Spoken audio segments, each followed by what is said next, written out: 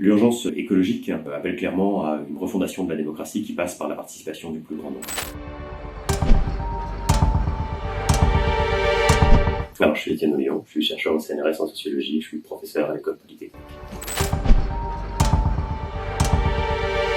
Le constat vis-à-vis de la situation écologique, il est relativement clair. C'est celui d'un effondrement assez brutal du monde dans lequel on vit. Ce constat d'ailleurs, c'est pas le mien, c'est celui que font la plupart des chercheuses et des chercheurs qui travaillent sur le sujet depuis 30 ans. Et ce constat, il est relativement tragique, puisque ça veut dire que l'écosystème dans lequel on est risque de s'effondrer dans un futur plus ou moins proche. Donc les transformations, elles vont être majeures, et puis elles vont aussi être inégales, puisque certains vont pouvoir se protéger, atténuer éventuellement les effets de cette transformation, quand d'autres vont les subir de plein fouet et seront soumis à la canicule, aux faim, à la famine. C'est un constat qui est assez sombre, mais je crois qu'il est relativement indéniable. On ne sait pas exactement comment les choses vont se produire et à quelle vitesse, mais on sait que les choses vont se produire.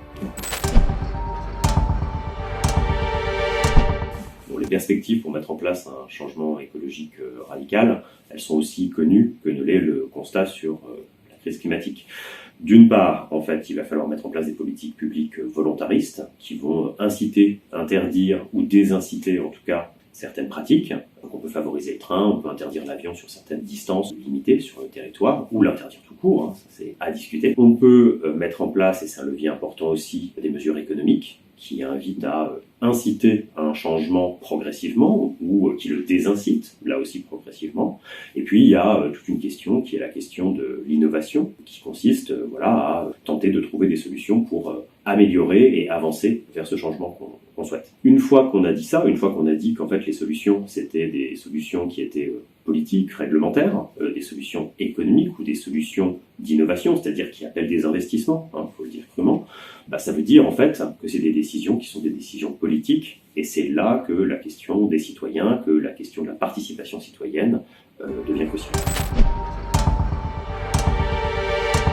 Les travaux portent beaucoup plus sur l'engagement citoyen et les formes de démocratie que sur la désobéissance civile, donc je vais plutôt m'attarder là-dessus. La question des citoyens me paraît vraiment, et de l'implication citoyenne me paraît vraiment essentielle, pour une simple raison, c'est que quand on demande un changement qui est un changement aussi massif à l'ensemble d'une société, voire même à l'ensemble d'une planète, il est évident qu'on ne peut pas le faire contre l'avis ou sans l'accord et sans l'intelligence collective de toutes les personnes qui sont concernées. Et c'est pour ça qu'il faut rattacher aux modalités de prise de décision qu'on a l'habitude d'avoir, la démocratie représentative, avec les assemblées, les élections, toute une série de dispositifs qui permettent d'impliquer les citoyens. Alors pourquoi la démocratie participative c'est important ?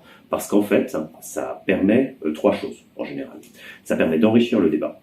Quand on est plusieurs, quand on a des points de vue différents, on est capable, en organisant de manière rationnelle une discussion, parfois en organisant le désaccord, d'avoir des idées qui émergent et de montrer des points de vue différents et de n'oublier personne. Deuxième chose, ça permet d'impliquer les gens. Quand on a réfléchi, quand on s'est engueulé, quand on a pris des décisions ensemble après de longs débats, les gens se sentent plus investis et donc ils ne délèguent pas aux politiques, à d'autres, à la décision politique. Et puis finalement, l'avantage de la démocratie participative ou de certains dispositifs, c'est qu'elle vient légitimer. Quand on a voté à plusieurs millions ou dizaines de millions de personnes sur des formes de référendum, par exemple, on a une décision qui est beaucoup plus forte que quand elle est prise uniquement par soit une assemblée citoyenne, soit une assemblée élue, mais élue pour d'autres raisons, à d'autres moments. Et donc, on donne de la force à la prise de décision.